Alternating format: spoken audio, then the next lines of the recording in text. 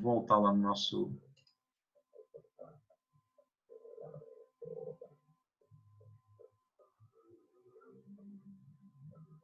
Então deve ser do meu roteador, não, né, Bruno? Deve ser... Se caiu para todo mundo. Vocês conseguiram compreender bem a ideia do princípio da continuidade e o exemplo que eu coloquei, pessoal?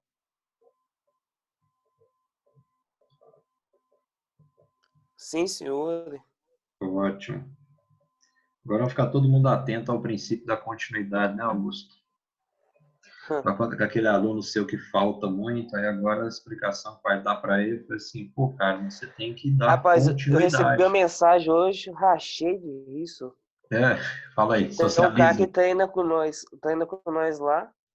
Ele tava indo direitinho, foi dessa quarentena agora, aí segunda-feira abriu essa academia de novo. Aí chegou lá, ele queria voltar malhando e colocou muito peso. Temor, e não queria nada. Aí chegou hoje e mandou mensagem pra nós, assim, tô todo travado, Augusto. Consegui mexer também, fazendo nada. Claro, você tem que falar com ele, ó, princípio da adaptação, cara. Se você passou um tempo sem treinar, o seu corpo se adaptou à falta de estímulos. Então, você Eu precisa também tô agora todo travado também. Tá readaptar. doido? Um pouco de dor é normal, né? É. Vamos agora para o princípio 5, né, que é o princípio da interdependência volume-intensidade. Vocês são mais ou menos familiarizados com a ideia de volume e intensidade no treino? Alguém já Sim. ouviu? Sim. Intensidade, sim, mas esse volume aí, eu não sei. Então, aí nós vamos diferenciar da seguinte forma: volume e intensidade, eles estão intimamente ligados ao princípio da sobrecarga, né? São formas de gerar sobrecarga, e estão diretamente relacionados à carga do treino. A carga existe na corrida, existe na ginástica, existe no treinamento de força, existe em qualquer tipo de treinamento que você vai realizar. Em todos esses treinamentos você tem uma determinada carga, né? E essa carga ela vai se dividir em volume e intensidade, né? Então é um dos fatores, né, que melhora a performance do sujeito, né, e principalmente a manipulação do volume e da intensidade. Esse aumento ele vai acontecer no aumento da performance por conta então desse volume devido à intensidade do treino que você realiza. Na maioria das vezes, o aumento dos estímulos de uma dessas duas variáveis ele é acompanhado pela diminuição da abordagem do treinamento da outra. Vamos explicar. Vamos imaginar que a atividade que nós estamos falando é a musculação, né? O treinamento de força em academia. Lá no treinamento de força, quando você chega, o tipo de treino realizado no treino de força é um treino de repetições, de séries e repetições, né? E você realiza uma determinada quantidade de séries, uma determinada quantidade de repetições e uma determinada quantidade de exercícios. Essa Agora eu quantidade entendi. essa quantidade que você realiza, ela vai ser chamada de volume, né? Então, você pode ter um volume muito grande de treino, pode ter um volume muito pequeno de treino. Então, quando eu quero aumentar o volume, por exemplo, eu aumento a quantidade de repetições, eu aumento a quantidade de séries, eu aumento a quantidade de exercícios, né? Se nós estivéssemos falando, por exemplo, da corrida, e não mais da corrida, da pedalada, tudo que envolve tempo, para aumentar o volume, nós aumentaríamos o tempo de exercício, né? Agora, a intensidade, ela não se refere tanto à quantidade, né? Hoje meu treino foi muito intenso, fiquei na academia 2 horas. Se tivesse sido intenso, você não tinha conseguido ficar 2 horas. Então, um treino de 2 horas na academia, ele tem um volume muito alto. O sujeito fazendo 13, 14, 15 exercícios diferentes. A intensidade ela vai se referir diretamente à capacidade do sujeito realizar. Então, um treino muito intenso é aquele treino que tem geralmente uma alta carga associada a ele. Então, lá no treinamento de força, um treino muito intenso é aquele treino que envolveria uma alta quantidade de peso, ou que envolveria uma execução muito rápida, ou que envolveria um intervalo de descanso muito pequeno. Então, mexendo nessas coisas, você mexe na intensidade. Mas se a gente estivesse falando de corrida de rua, de natação, de pedalada, o que seria intensidade? A intensidade seria a velocidade em que o sujeito executa qualquer uma dessas atividades. Ok? Quanto à ideia de volume e de intensidade? Sim. Aí vamos pensar, ó, quando o sujeito chega na academia, normalmente ele executa uma ficha muito básica de treino, né? Alguns autores ligados ao treinamento de força recomendam que o sujeito execute uma série de um determinado exercício, só para vocês terem ideia. Uma série, 10 repetições, então ele vai permitir que pouco a pouco o corpo dele vá se adaptando àquele ritmo. Aí na segunda semana ele realiza 2 séries, na terceira semana ele já está realizando 3 séries de 10 repetições sem mexer no peso, ou pelo menos não é uma obrigação mexer no peso. Fazendo esse aumento de uma série para 2 séries, para depois 3 séries, esse sujeito está mexendo no volume de exercício que ele está realizando. Então, quando ele é iniciante na academia, ele realiza um volume pequeno com uma intensidade baixa. Qual dos dois que a gente tem que mexer primeiro, antes de progredir? O volume? A gente mexe primeiro no volume para depois mexer na intensidade do exercício. Muito bem, então a sacada foi rápida aí. Então, por exemplo, eu mexo primeiro no número de repetições, no número de séries, no número de exercícios, para depois, propriamente, eu mexer na intensidade do exercício. Eu costumava, para controlar bem o salão de musculação, o que eu fazia? Eu trabalhava com uma faixa de variação, né? Porque a ideia é deixar que o aluno seja autônomo, né? Que ele mesmo saiba a hora de mexer na carga. Se ele depende de mim até para trocar um peso do aparelho, eu estou perdido com ele, porque ele vai ser muito dependente de mim. E aí eu falava com ele assim, olha, o seu objetivo é ganhar massa muscular. Os ganhos de massa muscular estão entre 8 e 12 repetições. Então você vai realizar 4 séries. Você vai tentar realizar o máximo de repetições que você puder. Então se hoje você conseguir realizar 8, tudo bem. Se amanhã você conseguir realizar 9, depois 10, depois 11, depois 12, quando você chegar a 12 repetições, você vai fazer o seguinte, você vai aumentar o peso um pouquinho e vai voltar para 8. Então, o que ele fez? Ele aumentou o volume, foi até 12. Depois ele aumentou o peso, aumentou a intensidade. Aí ele voltou para 8, né, diminuindo o volume. Então, sempre quando a gente mexe no volume, é importante que a intensidade não seja alterada, ou que ela seja até diminuída. Se o sujeito está habituado a realizar 4 séries de 10 repetições, e aí eu quero que ele realize 3 séries de 15 repetições, então possivelmente eu vou ter que diminuir um pouco o peso dele, diminuir um pouco a intensidade para que ele consiga realizar essas 15 repetições. Para calcular bem o volume de trabalho, alguns autores costumam operar de formas mais elaboradas, né? Então, eu calculo, por exemplo, ó, imagina que o sujeito faz supino reto, né, um homem, vou pensar no agachamento, que é um exercício que tanto o homem quanto a mulher realiza bem, né? O agachamento, então, o sujeito faz esse agachamento com 100 quilos nas costas. E tanto o homem quanto a mulher pega muito peso em agachamento. E aí, aluno experiente, né?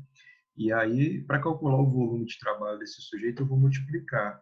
Ele levanta 100 quilos 8 vezes. É uma série de 8. Então, isso aí, então 100 vezes 8 dá 800 quilos. Só que ele faz 4 séries. Então, em 4 séries, 800 vezes 4, ele tem um volume de trabalho de 3.200 quilos. Então, 3.200 quilos é muita coisa.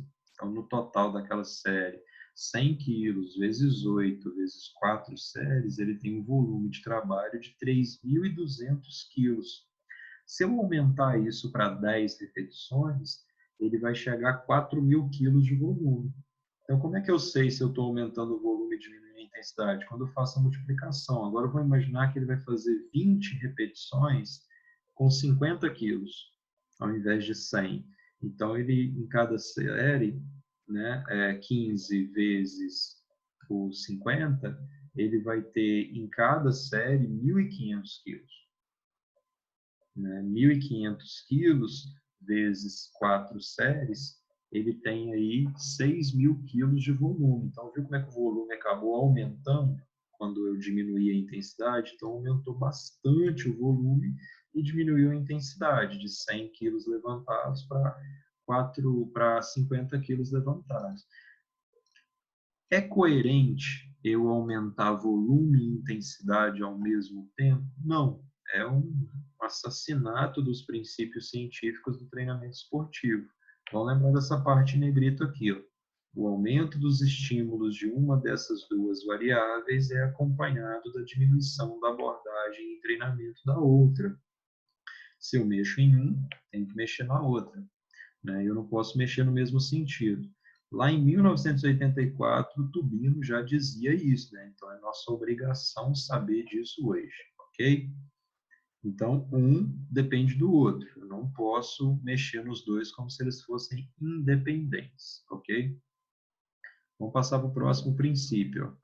Princípio da especificidade.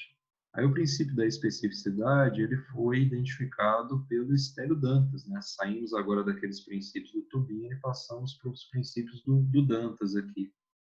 Então, o princípio da especificidade é aquele que impõe, vejam bem a palavra, impõe como ponto essencial que o treinamento deve ser montado sobre os requisitos específicos da performance esportiva. Então, o que quer dizer esses requisitos específicos da performance desportiva? Em termos de qualidade física, interveniente, sistema energético preponderante, segmento corporal e coordenações psicomotoras utilizadas. Um exemplo. Eu estava assistindo no final de semana a reprise da final da Copa de 1970. E eu já sabia, né, por outras experiências, que o preparador físico da seleção brasileira para a Copa de 1970 foi um professor de educação física que é muito conhecido, que é o Lamartine Pereira da Costa. É vivo ainda, está bem velho, mas é vivo ainda. É um dinossauro da educação física. E aí o que o Lamartine Pereira da Costa fez? A cidade do México, que é em altitude, ela colocaria aí situações, dificuldades, né, para que a seleção brasileira e outras seleções conseguissem jogar adequadamente. Então, para preparar a seleção brasileira para lá, ele levou a seleção brasileira também para treinar em certa altitude. Então, o que ele estava de olho? Qual que é o requisito específico de performance desportiva que a Copa do Mundo teria? Jogar a uma determinada altitude, né, acima do nível do mar. Isso traria dificuldade. Então, onde é que ele ia treinar para poder se preparar? Treinar em altitude. Da mesma forma, a gente pode entender isso de outro jeito. Vamos entender o exemplo do Michael Jordan, né, que o Tom citou aí. Existem muitas similaridades entre o basquetebol, handball, futebol, futebol americano. Aí vamos imaginar que o Michael Jordan tivesse tido a seguinte ideia, assim, não, para ser um bom jogador de basquetebol, eu vou treinar futebol americano, né? O que tem a ver o futebol americano, no nível que ele jogava, com o basquetebol? Tem muito pouco a ver, porque ele estava no nível de adaptar os gestos motores, e os gestos motores são questões específicas da performance desportiva do basquetebol. Tem uma história também que um professor meu da faculdade contava, que é o seguinte: ele encontrou com um corredor, né? Ele é de Juiz de Fora tem muitos corredores. E aí o corredor parou para ele e falou assim: poxa, cara, estou fazendo um treino fantástico aí para 5.000 metros, vou chegar voando. Eu treino 5.000 metros. Estou correndo 15 quilômetros todo dia. Então, o sujeito que estava interessado em correr 5 quilômetros bem estava fazendo um treino de 15 quilômetros. Onde é que está o requisito específico da performance desportiva? Está no treino de 5 quilômetros. O que esse sujeito está fazendo correndo 15 quilômetros? Está perdendo o tempo dele, porque o corpo dele está desenvolvendo adaptações relativas aos requisitos específicos da performance desportiva para 15 quilômetros. Não está promovendo as adaptações necessárias para a corrida de 5 quilômetros. Então, vamos sempre lembrar disso aqui: treinos específicos geram adaptações específicas, né? É por isso que eu não vou esperar que um sujeito que nada bem, que ele vai ser um bom corredor. Não dá para esperar que o sujeito que joga basquetebol bem, que ele jogue futebol bem, né? A não ser que ele tenha tido uma experiência anterior. Mas as adaptações sempre serão específicas. Então, se o sujeito quer hipertrofia, ele treina para hipertrofia. Se o sujeito quer nadar bem, ele treina natação. Se o sujeito quer pedalar bem, ele treina pedalada. Se o sujeito precisa de condicionamento cardiovascular, então ele treina para desenvolver o condicionamento cardiovascular, né? As adaptações serão sempre específicas, né? Considerando esse exemplo da corrida, né? Um sujeito que quer correr bem 5 quilômetros, ele faz treino para correr 5 quilômetros. Um sujeito que quer correr 15 quilômetros, ele faz treino para correr 15 quilômetros. Ok? Princípio da especificidade, que vai se dar sempre com requisitos específicos da performance motora de uma determinada modalidade. Quais que podem ser os requisitos específicos? A qualidade física interveniente, então, diz respeito ao tipo de condicionamento, ao tipo de capacidade física que está demandada para aquela determinada tarefa, sistema energético preponderante.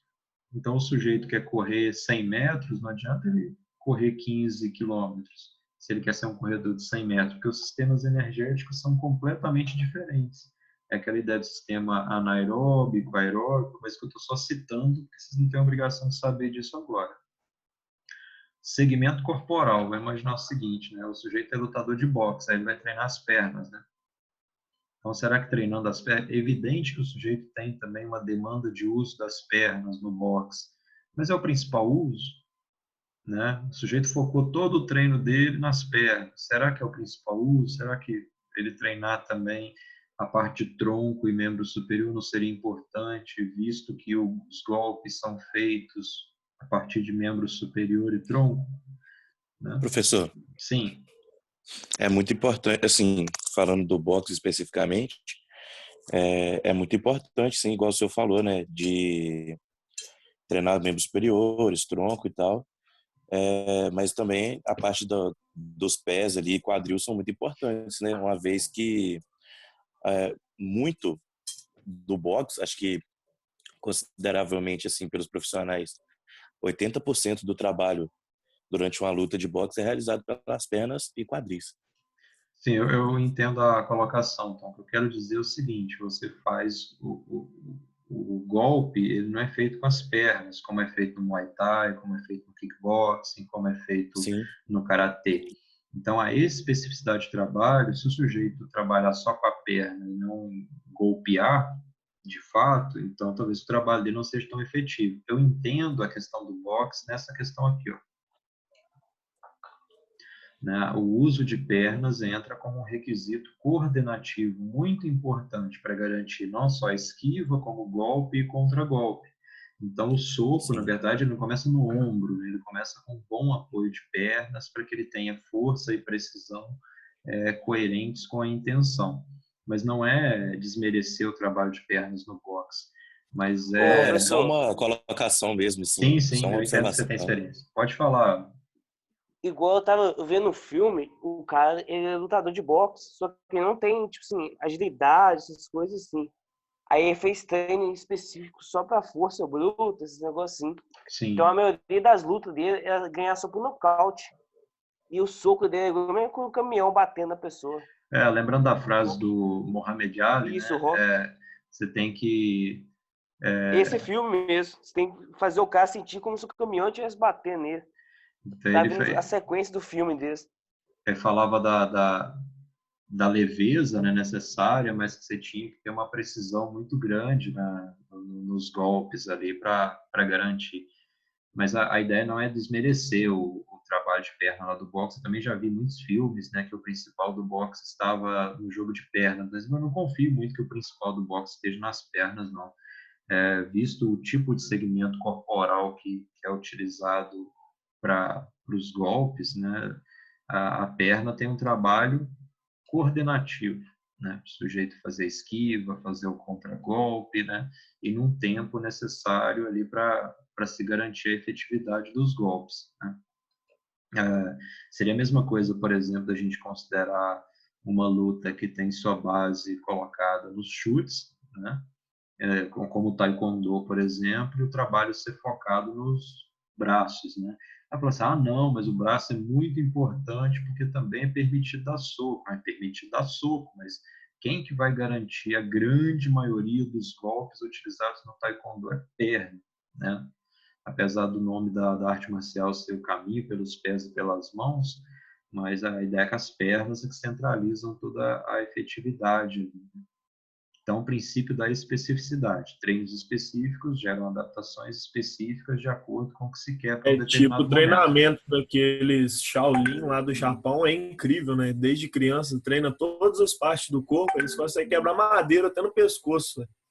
Né? Isso aí Aquelas madeiras que eles quebram lá também, tem até umas histórias mal contadas ali, né? Que a gente É vê igual um desde as suposto. É criancinhas. truque de física. Oh, mas eu vi um trem, o cara furou um aquário, velho, com uma agulha. Eu fiquei bolado com aquilo.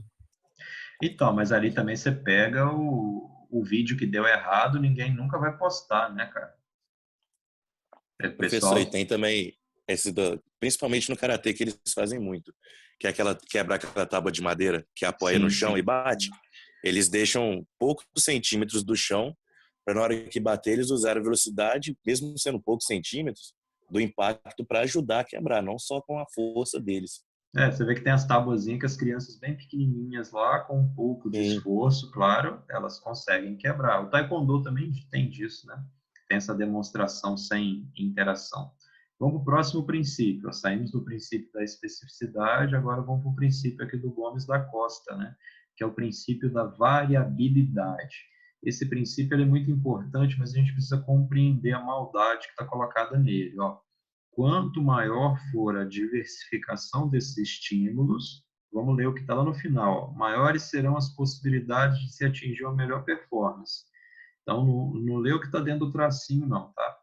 Quanto maior for a diversificação desses estímulos, maiores serão as possibilidades de se atingir uma melhor performance.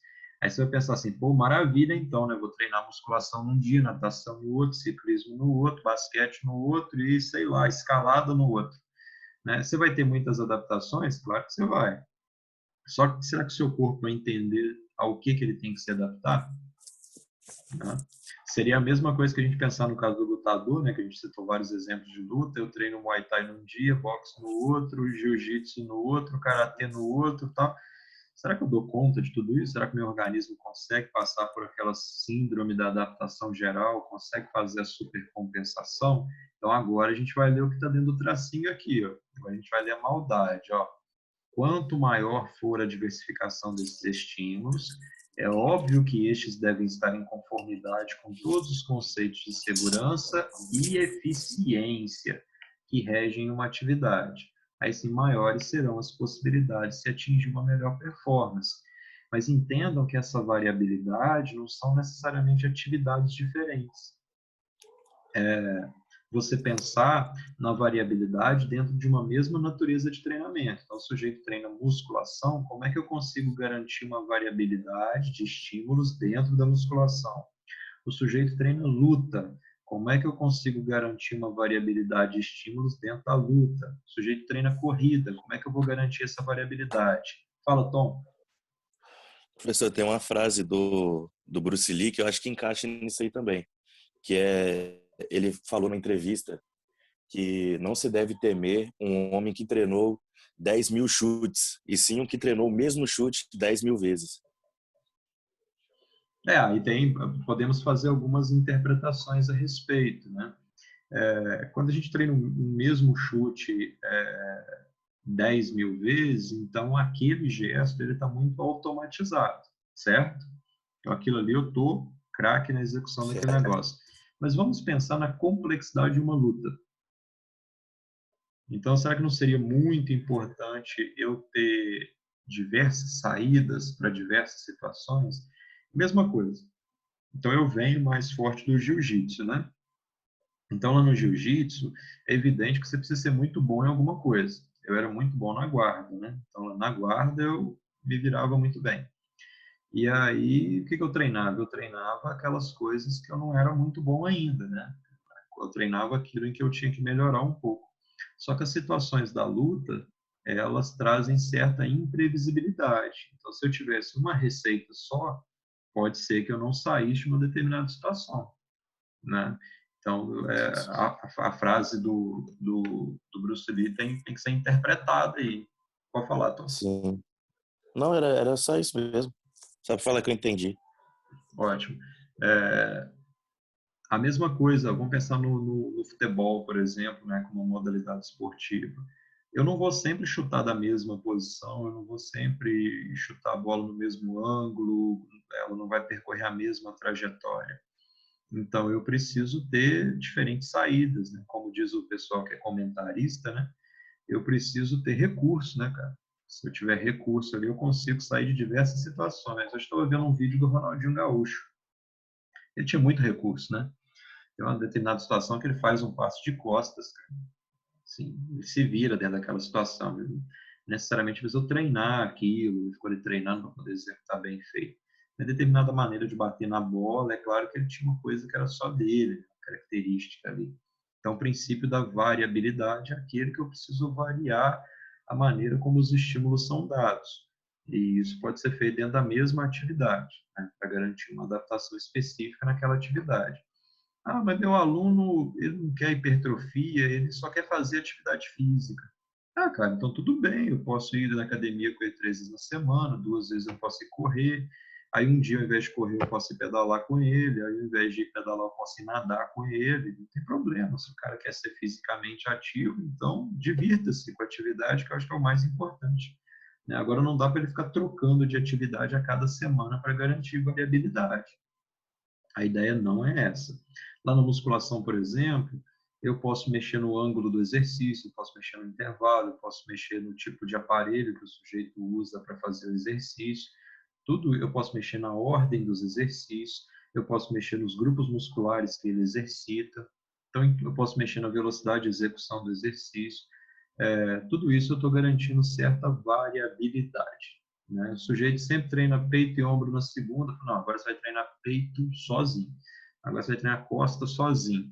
É claro que isso depende lá da individualidade biológica, depende de um monte de coisas, mas eu estou garantindo essa variabilidade. O que não pode acontecer para garantir variabilidade é o sujeito ir lá no YouTube e pensar assim, estou precisando de um exercício diferente, cara, porque meu aluno lá tá chato já, tá fazendo o mesmo exercício sempre, eu preciso de alguma coisa diferente. Então, o princípio da variabilidade não é fazer coisa diferente. O pessoal do CrossFit, por exemplo, que adora o CrossFit porque todo dia é diferente, não tem rotina. Aí já vou fazer a primeira pergunta para vocês. É possível promover adaptação coerente e consistente sem rotina? Não, tem que ter uma rotina de treino. Tem que ter uma rotina e essa rotina Não. tem que ser mais ou menos estável, cara. Então, o sujeito, se eu chego lá um dia, eu faço agachamento, eu chego no outro, faço outra coisa, chego no outro, faço outra coisa, aí na semana seguinte eu faço tudo diferente de novo. Quando é que esse meu corpo vai dar conta de se adaptar a tudo isso, cara? Então, ó, Professor, oi. o atual Mr. Olímpia, ele tava numa entrevista, ele tava falando que os exercícios que ele faz é só o básico. Até hoje o que ele faz é o básico. Ele não fica na academia inventando. E o cara, não sei quantos anos ele tá invicto, seguido. É o genótipo. É, O tem a questão cara, do genótipo. O cara não chegaria a ser Mister Olímpia sem um baita genótipo. Isso é fato. mas o exercício dele é o básico. Ele não fica Ao mesmo inventando. tempo, Você ao vê mesmo o tempo, Fábio Giga, ele tem um dos maiores, como é que eu falo? Antebraço não, tríceps. Antebraço E também, é o antebraço tríceps. dele O não malha. antebraço dele é gigante, ele não malha. Ele não malha antebraço. O cara é um baita endomorfo. então, Tem aí base, então. a questão é que o sujeito consegue isso graças a um estímulo ambiental muito bem feito. Então, aquilo ali é o sucesso, né? E aí nós não vamos ficar aqui e falar, meu cara toma anabolizando. Não. Mesmo se o cara enchesse a cara de anabolizante, se ele não tivesse estímulo ambiental adequado, ele não iria chegar naquilo lá de jeito nenhum. Podia rezar na frente dele que ele não iria chegar, tá? Vamos partir para o próximo, então. Opa, peraí. Ah, tá aqui o 7, ó. Que é o outro princípio do Gomes da Costa aqui, ó, que é a inter-relação entre os princípios, tá? O todo, ele sempre vai ser mais importante do que a soma das partes. Então, a inter-relação entre os princípios, ela é muito importante para... Peraí, deixa eu ver uma coisa aqui, galera. É isso mesmo. Isso. Então, ela é importante porque assim, todos os princípios se relacionam. Não tem como você pensar que você vai falar, eu vou obedecer agora só o princípio da sobrecarga, eu vou obedecer só o princípio da especificidade. Não é assim que a coisa funciona. Então, apesar dessa importante correlação, os princípios da adaptação, da sobrecarga, da continuidade, da interdependência volume-intensidade, eles vão dar esse corpo aqui, ó, na aplicação prática do treinamento. Mas não quer dizer que só eles importam. Então, sobrecarga, interdependência, volume e intensidade, adaptação, eles estão lá presentes todo dia, você pode mexer neles todo dia. Mas a longo prazo, a médio e longo prazo, você vai ter que obedecer os outros princípios. Ou seja, são os verdadeiros responsáveis pela arrumação de todo o processo de treinamento, traduzida na forma dos micro, meso e macro ciclos de trabalho. Aí o microciclo aqui, só para vocês não ficarem sem informação, para quem não tem experiência, o microciclo ele pode ser a própria sessão de treino, né? Aquele dia que você foi na academia, né? Mas pode ser a semana, pode ser um pouquinho mais longo. O mesociclo ele se refere, por exemplo, a um período um pouco mais prolongado de tempo. Exemplo, o sujeito quer estar muito bem no verão, lá no carnaval, lá o cara quer estar definidão, a mulher quer estar toda saradona. O tipo de treino que ela faz lá no inverno, por exemplo, pode ser considerado um meso. E o macrociclo é a compreensão do todo mesmo, né? Então, o micro, o pequenininho, o meso, o meio ali, um treino, um período mais prolongado, e o macro é todo o ciclo de trabalho que o sujeito tem. Seja uma equipe, seja um aluno da academia, seja um atleta, tá? Vamos tentar exercitar um pouquinho agora os conhecimentos com essas 4 perguntas aqui, ó.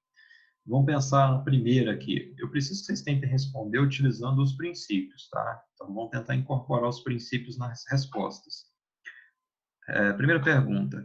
É coerente que um maratonista, né, um atleta de 42 quilômetros, em fase final de preparação, treine sprints de 400 metros somente? Eu acho que não. Não, Por quê? porque Eu também acho que não. estímulo diferente, igual você estava explicando. Né? Então, vamos lembrar do nome do princípio aí, vamos utilizar ele. Qual o princípio que está sendo ferido aí? Princípio da adaptação lá? Não, não é bem o princípio da adaptação, não. É claro que um depende do outro, mas claramente tem um princípio sendo desrespeitado. Vamos lembrar, ó, treinos específicos geram adaptações específicas. Que princípio é esse?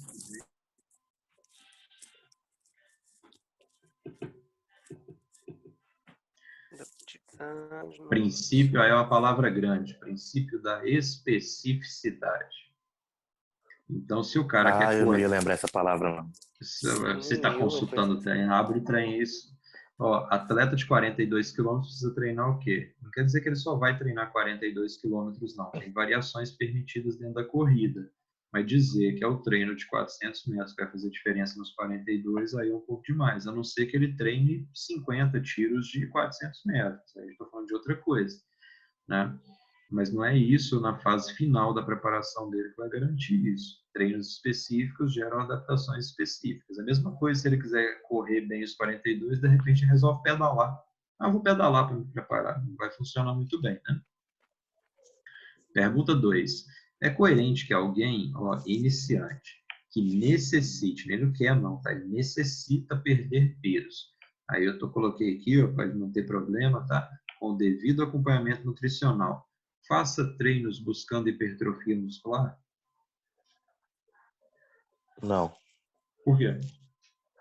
Porque o corpo dele já não está adaptado, né? Ai, meu pé. Nossa Deus. O corpo dele já não está adaptado ao exercício. Então, ele teria que buscar primeiro aumentar a quantidade de massa magra, né? E perder a gordura ruim, porque a massa magra ela consome muita gordura, né? E Sim. O cara quer sair de estar ali gordinho para hipertrofia, eu acho uma coisa muito difícil. Então, tem 2 respostas possíveis. O que você acha, Augusto? O próprio exercício, ele exercitando, ele vai estar queimando a gordura e vai estar ganhando massa magra. Eu Igual também exercitando. concordo. Eu faço isso. O estímulo dele. E lá na academia, ele entrou para emagrecer. Ele malhando, ele já vai estar estimulando o corpo dele ao ganho de massa magra. Sim, mas ele tá falando de hipertrofia, entendeu? Ele não vai, minha opinião é que ele Mas não vai aí, conseguir alcançar uma mas você está hipertrofia falando a assim. mesma coisa, então. Hipertrofia é ganho de massa magra. Ah, sim. Então, é aumento da massa muscular, que é o corte transversal na fibra. Né? Hipertrofia é o aumento do tamanho, né, da fibra. Então, a diferença entre hipertrofia e Porque, hiperplasia. Mas as duas coisas que você disse, você fala como diferentes, mas elas são a mesma coisa. A chave da resposta é essa aqui, para aproveitar a resposta do Tom. Ele é iniciante, então ele tem que fazer as adaptações mais básicas ao treinamento ainda, para depois ele fazer um treino específico. Né? Então eu não estou certo, mas também não estou errado. Não, você está certo. A gente só vai juntar com a resposta do Augusto. Tá? Eu posso só explicar uma coisa, professor? Sim, pode falar. É porque eu tinha para mim, tipo assim, hipertrofia, não só como aumento da massa muscular, mas tipo assim, por exemplo, a pessoa que já tem um porte físico ali bacana e ela treina para ter um grande aumento de massa. Não. O ganho de hipertrofia, considera, por exemplo, um sujeito que está acamado no hospital. Aí mesmo para esse sujeito, ele perdeu massa muscular, a gente vai tratar a hipertrofia muscular como uma coisa importante, entendeu? O ganho de massa muscular aí colocado. Então, a hipertrofia é um conceito geral, tá? É por isso que eu achei que a minha resposta do Augusto estava diferente, mas agora eu entendi. Ok, então o sujeito é iniciante. Então, primeiro ele precisa de adaptações gerais, para depois buscar adaptações específicas, né? Estima-se que as adaptações coordenativas ao treino, seja qualquer tipo de treino que for, mas principalmente ao treino de força, elas demoram de 4 a 12 semanas para acontecer. Esse sujeito aqui vai ser iniciante, é claro que depende da atitude dele, mas ele vai ser iniciante até uns 1 ano e meio, mais ou menos, de treino. Tá? Eu considerava iniciante um aluno que treinava por 6 meses seguidos. Mas é uma interpretação minha. Então, durante 6 meses eu ensinava tudo que eu podia. A partir dos 6 meses, eu começava a treinar de maneira já intermediária, vamos dizer assim. E o segundo ponto é o seguinte: se esse sujeito é iniciante, ele está em repouso, qualquer coisa que ele fizer vai gerar adaptações, mesmo que não seja o objetivo dele. Então, nesses primeiros meses de treino, ele vai ter alguma hipertrofia. O braço dele vai aumentar ali 1, 2 centímetros, mesmo não sendo o objetivo, porque ele não estava fazendo nada. Agora ele passou a fazer. Sim, eu passei por isso quando eu operei o joelho. Então, considerando assim, não é coerente que o sujeito faça treino de hipertrofia, porque ele precisa primeiro buscar as adaptações gerais ao treino, embora ganhos de hipertrofia possam aparecer. Tá? Terceira pergunta. Então a minha resposta do Tom juntou e virou uma só. Vira uma resposta só a gente precisa considerar todos os parâmetros. Né? O princípio que está envolvido aqui é o princípio da adaptação. Tá? Uhum. Pessoal, quando fechar aqui essa reunião, não vou abrir outra, mas aí qualquer coisa a gente continua isso na próxima aula, mesmo eu indo para outra coisa, porque senão eu vou ter que postar 3 vídeos, aí vai ser foda. É coerente que o iniciante no treinamento de força, aí já é iniciante em treinamento de força, visando potencializar os efeitos do treinamento, realize 2 treinos por dia? Professor, eu chutarei que não. Porque Eu também acredito que não. eu tava treinando pro campeonato supino, eu tava treinando uma vez só o treino de força. Mas eu chegava no segundo, eu não aguentava. Mas qual princípio está sendo desrespeitado aí? É adaptação, né? Muito bem. Então, eu não estou dando tempo suficiente para o corpo criar aquela compensação. Né? Então, antes do corpo se recuperar, eu já estou sentando o pau nele de novo, né, cara? Brincadeira, né? Aí depois vocês pensam aqui nessa